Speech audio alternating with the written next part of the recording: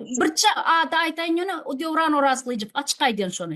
Sebebi şol Azat Jabbarov ve Uktam İslamkulov şol vaqt 2018'de Türkiye'de gesip yoran Atavatan kanalı yöredip yoran propagandon ana şol Omurzak Omargulayev tutturan. Ondan sonra başkalarım ana şol şorzatların içinde şu Devran Orazlıcıp diyen haramzada oturun. Ne şunu men açık aydayın. Sebebi hemme yere gelen yerinde обязательно şeyle zatlar oldu. O Türkiye'de gesip yordum 2018'de. Omurzağı tuttular. Ondan sonra başkaları tutup başladılar. Cuma Sapar'ı tuttular. Farhad'ı tuttular. Devran İmamoğlu'yu tuttular. Maksat Baymuradov muşanadı şonu tuttular. Yine kimler karas tutulmadık adam yok. Даже atsız atlarını bilmedik aktivistlarımız onları deport ettiler tutup.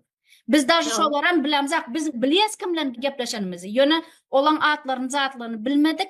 İndem olarım yazgılarım yok, zatlarım yok, salamım yok, zadım yok. Sebebi oları ucu tutup alıp gittiler. Halk korkma, korkma. Sen şeyle geplemen otursam, biz даже bilmeyesem sizi alıp gidenlerini. Şoň üçinem biz sizi halasam etip bilemzak. Hazır umida tööleme malades. Umida men sana realno neme diyen.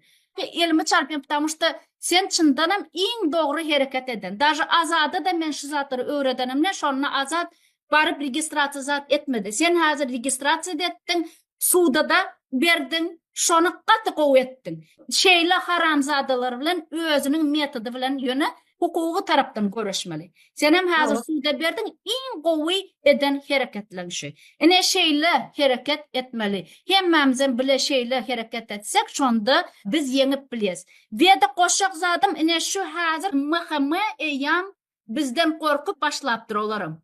Olar biz barada fake havarlar yayradıp başlatırlar. Men şu yerde koyarım fake havarı.